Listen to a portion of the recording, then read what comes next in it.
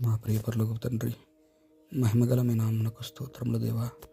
అయ్యా, సమస్యను బట్టి, శత్రువును బట్టి భయపడకుండా మమ్మల్ని బలపరచండి తండ్రి. రోగాన్ని బట్టి, ఆర్థిక ఇబ్బందులను బట్టి, అప్పుల బాధను బట్టి భయపడకుండా మీకు ఇష్టంగా జీవిస్తూ మీ సహాయాన్ని పొందుకొని అన్నిటి నుండి విడుదల పొందేలా అద్భుతం చేయండి తండ్రి.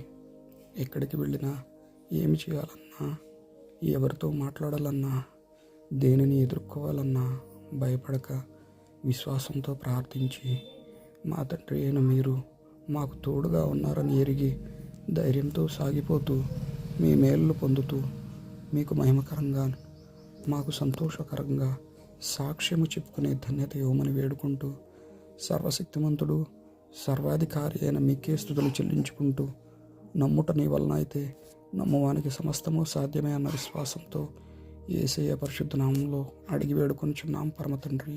ఆమేన్. పితా పుత్ర పవిత్రాత్మ నామమున ఆమేన్.